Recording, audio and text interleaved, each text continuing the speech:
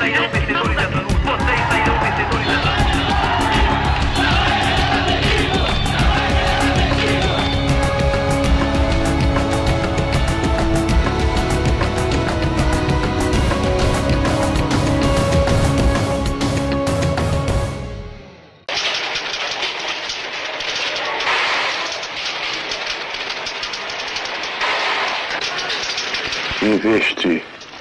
Tive algumas vezes essa sinistra ideia e entrei sempre por um cano deslumbrante.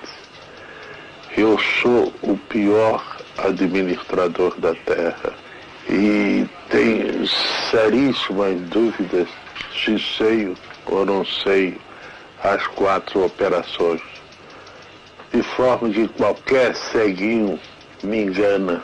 E eu jurei a mim mesmo nunca mais me meter em negócio nenhum, mesmo que seja o melhor do mundo, mesmo que eu tenha a garantia mais absoluta de ganhar como rei da Arábia Saudita. Nada me fará entrar em negócio nenhum.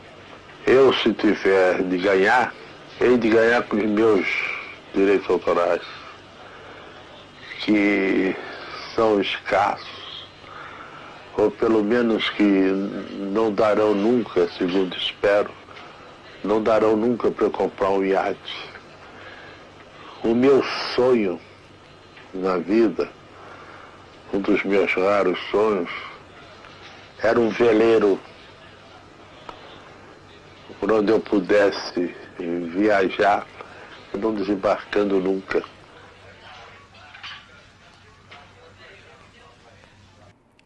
Olá, não existe família sem adúltera. Nem todas as mulheres gostam de apanhar, só as normais. Se todos conhecessem a intimidade sexual uns dos outros, ninguém cumprimentaria ninguém. Estes são apenas alguns dos pensamentos do polêmico e genial Nelson Rodrigues. 2012 marca o seu centenário de nascimento. Hoje, ele é uma unanimidade e, neste caso, a unanimidade não é burra. Memória e Contexto fala do grande Nelson Rodrigues. Você pode participar do nosso programa pelas redes sociais no facebook.com/redetvt ou pelo Twitter no @redetvt. Hoje nós recebemos um doutor em Nelson Rodrigues, o diretor Luiz Arthur Nunes e o arte-educador Tamayo Nazarian, que tem um projeto social sobre o Nelson na zona leste de São Paulo. E, com musical, o Duas Siqueira Lima de violões. Nelson Rodrigues foi um homem à frente do seu tempo, um incompreendido ou um sujeito que colocava o dedo na ferida tão profundamente que era difícil encarar sua obra. Quem começa a me responder? Obrigada pela presença de todos vocês. Luiz Arthur. Então, com certeza ele foi um homem à frente do seu tempo. Sim. Isso não resta dúvida. Ele mudou a cara do teatro brasileiro. Ele é um divisor de águas com o Vestido de Noiva. E, com certeza, também ele foi incompreendido boa parte da sua carreira. Em alguns momentos, não. Ele alcançou sucesso. No caso, por exemplo, do Vestido de Noiva, que explodiu e ele teve um reconhecimento, uma celebridade instantânea. Mas aí ele passa por momentos em que ele é completamente rejeitado pela crítica, pelo público, pela intelectualidade. O que você acha que pegava, assim, que provocou essa rejeição? Eu acho que ele realmente colocava o dedo nas feridas, tanto da sociedade quanto do ser humano. Ele gostava de investigar as trevas da alma humana, os porões da alma humana. Né? E então teve toda uma fase em que as peças dele eram censuradas, não eram montadas, não iam a público, e depois aos poucos ele vai reconquistando a notoriedade, o reconhecimento, e ele termina, quando ele morre, ele é um autor consagrado, montado, filmado. Sei. Agora, me diga uma coisa, Tamayo, você faz um projeto na Zona Leste e tal sobre Nelson, né? Agora, a partir disso que o Luiz Arthur falou pra gente, como é que você passa esse universo dessa pessoa tão controvertida para, sei lá, adolescentes? Pois é, o adolescente, ele é naturalmente mais libertário do que o adulto. Né? Então, a resistência é menor, do que costuma enfrentar o público adulto. Também a gente já está em 2012, mas, essa mesmo, altura. mas mesmo hoje em dia, a gente percebe que às vezes os pais desses adolescentes são mais resistentes do que os próprios adolescentes. Porque mesmo. o Nelson fala muito a alma do jovem, porque a alma do jovem é uma alma de Aberto, de mais desbravador, né? Pelo menos teoricamente, mais aberto. É. E a resposta é muito boa, assim. Eles ficam excitados, eles ficam um pouco assustados, um pouco chocados, mas eles se apaixonam, porque o Nelson é um autor que suscita muito paixões, né? É. Além da, ninguém fica indiferente. além da oralidade do texto, como eu trabalho a leitura dramática, que é a leitura dos atores, né? Sem a necessidade de decorar, mas com o texto na mão, mas com a emoção dos atores. E é um autor que tem muita oralidade, ele encaixa muito bem na boca, é como se nós estivéssemos falando, como agora. Ler um texto de Nelson é como se estivéssemos falando. Como é que você leria um texto do Nelson? Então, por exemplo, normalmente a leitura que se costuma ter em aulas de português ou em aulas de literatura, que pode ser uma ótima leitura também, mas é diferente da leitura dramática, seria algo, por exemplo, como... Dália, faz o seguinte, olha o seguinte, diz a Selminha, diz que em toda a minha vida a única coisa que se salva é o beijo no asfalto. Pela primeira vez, Dália, escuta, pela primeira vez na vida, por um momento eu me senti bom. Isso seria a leitura padrão, né? E uma boa leitura, uma boa... A leitura dramática seria fazer com que o aluno chegasse a ler isso da forma como isso está pedindo para ser dito. Quer dizer, o verbo que se quer carne, né? Que se quer vida. Então seria mais ou menos, eu não sou mais ator, mas seria mais ou menos isso aqui. Dália, faz o seguinte, olha o seguinte, diz a Selminha, diz que em toda a minha vida a única coisa que se salva é o beijo no asfalto. Pela primeira vez, Dália, escuta, pela primeira vez na vida, por um momento, eu me senti bom. Eu me senti quase, nem sei, escuta. Quando eu te vi no banheiro, eu não fui bom, entende? Desejei você.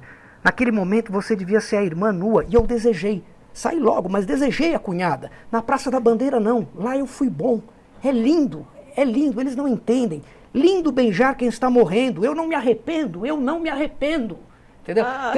Então, o trabalho seria fazer o aluno chegar a essa leitura metabolizada nele, a partir da experiência dele, e fazer esse texto virar... Fazer o 3D, né, desse texto, fazer isso ficar... Que maravilha. Essa é a ideia, né? Muito bom. Luiz Arthur, ele era um cara de direita, ele era um conservador ou ele estava assim acima de rótulos? Eu acho que ele está acima de rótulos. Também nós temos que separar o artista do homem, né? Muitas vezes são faces contraditórias, né, do mesmo ser, né? Enquanto artista, ele realmente foi revolucionário. Eu acho que ele coloca os dedos nas feridas, ele fala das mazelas da sociedade, da corrupção, da hipocrisia, do falso moralismo. Ele, com todo esse folclore de ser machista, de dizer que a mulher gosta de apanhar, eu acho que foi um dos autores que mais denunciaram a vitimização e a exploração da mulher na literatura, enfim, no teatro brasileiro, né? Então, acho que realmente ele tinha esse lado libertário, revolucionário, enquanto artista. Enquanto homem, como ele tinha uma defesa... Ele era um sujeito meio metódico, assim, né? Ele tinha hora para escrever, ele saía do trabalho, ia para casa, jantava. Sempre foi um jornalista. Mas você estava me contando que tem um outro lado da história aí, pouco divulgado, que ele não era tão quietinho. Não, parecia, não era. Ele teve várias aventuras amorosas, ele teve filhos com outras ligações, além da, enfim, digamos, da titular, né? Nós já vamos esclarecer um pouco mais dessa história daqui a pouquinho. Vamos ver mais um vídeo. Revista Esportiva Pacite. Os maiores comentaristas esportivos da televisão.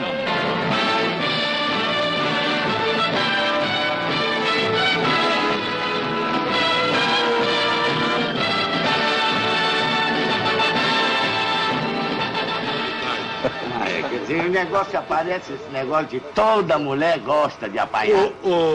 Escassa, eu não disse que todas as mulheres gostam de apanhar. Você disse Não, que toda eu disse, mulher gosta de apanhar. não, eu disse que só as Toda normais, mulher gosta de apanhar. só as normais gostam de apanhar, Que isso, meu? porque as neuróticas reagem.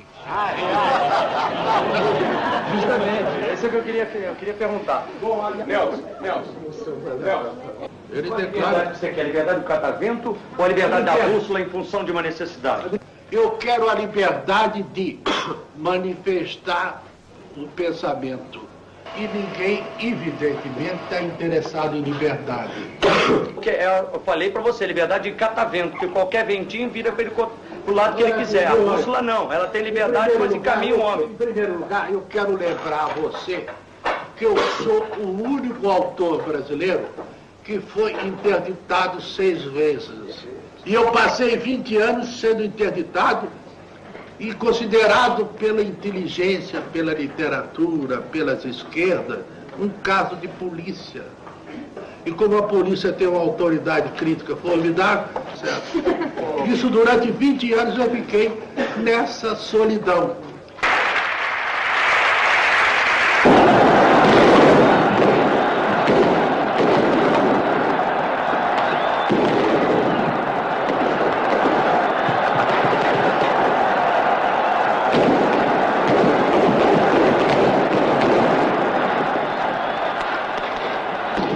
Eu escrevo no Globo 2 crônicas.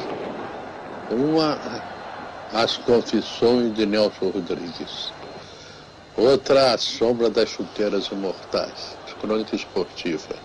No Jornal do Esporte, eu escrevo também uma crônica diária, geralmente sobre futebol. Essa é a minha atividade obrigatória, isso é o mínimo que eu posso fazer. O Nelson costumava dizer que diante de um Fla-Flu, a Segunda Guerra era apenas uma paisagem. Eu acho genial. Ele era tão grande cronista esportivo quanto dramaturgo, Luiz? É meio difícil fazer esse tipo de comparação, mas sem dúvida nenhuma, além da dramaturgia, que era a obra da qual ele se orgulhava e que ele achava que era a grande contribuição dele para a cultura brasileira, ele tem toda uma obra de prosa de ficção, sejam as crônicas como essas de futebol, ou as crônicas autobiográficas, ou ele tem uma obra de ficção mesmo também. Ele escreveu romances, escreveu contos, escreveu folhetins com pseudônimos femininos, depois a gente Susana fala de Susana Flegg, Mirna, e é tudo maravilhoso, é tudo... Você vê o grande autor em qualquer... Inclusive, ele teve uma coluna que era de consultório sentimental, em que ele respondia cartas de leitores e leitoras do jornal, dando conselhos amorosos. Mirna, né? Chamava? Mirna Escreve era o nome da coluna. Agora, Tamara, você tem uma frase preferida assim do Nelson? Grande frasista, tem umas que ficaram realmente para a história, né? Bom, tem 1000 frases, né, no livro que o Rui Castro compilou, então agora de encomenda escolher uma realmente vai ser difícil. Vai ser complicado. Eu acho que talvez daqui a uns 5 minutos me ocorra alguma de lembrança. Agora eu vou Para passar. quem tem um livro, mas tem umas que caíram no gosto popular realmente. Essa né? frase que vocês mencionaram e que ele disse aí, que é de que a mulher gosta de apanhar, e que incomodou muito na época, né? E as feministas, e tem até a intervenção de uma feminista num dos vídeos que ela diz: eu não gosto de apanhar e não sei o quê. E aí ele retruca a voz dele em off: neurótica, né? Então, é porque ele diz que as neuróticas reagem, né? Você percebe que tem um fundo falso. Na verdade, ele provavelmente... o Nelson ele é muito agressivo e muito amoroso nas declarações dele. Sim. É uma combinação muito única que ele tem. Ele é agressivo e amoroso. E provavelmente ele está falando de um atavismo feminino, de essa necessidade de ser subjugada, de ser rendida, de sentir que o homem a está conduzindo. É o dono das ações. E ele até explica, a conclusão dessa frase está no próprio livro do Rui Castro, numa outra frase em que ele diz assim, que há um momento, eu não lembro textualmente, a maneira como ele fala que é bacana, mas há um momento em que a mulher testa o homem. Se ela diz assim: você não é homem, e o homem não faz nada, ela vai ficar mortalmente decepcionada. Mas se ele der uma bofetada, ela fica feliz. A propósito disso... Muito cruel. Espera um pouquinho só. A gente Essa só é a vai botar justificativa música. dele da primeira frase. A gente só vai botar música na conversa, Tá. a gente já retoma já já. A gente está aqui então com Dulce Queira Lima. Eu queria conversar um pouquinho com vocês. Queria saber se vocês têm um CD, se vocês têm site, como é que se pode ouvir vocês, além daqui do Memória e Contexto. Bom, primeiramente, é um prazer enorme estar aqui em tão boa companhia. Obrigada. E, bom, nós temos 3 CDs. O último foi lançado na Europa, então, lamentavelmente, ainda não chegou aqui no Brasil. Foi primeiro lançado lá? Foi o primeiro lançado lá.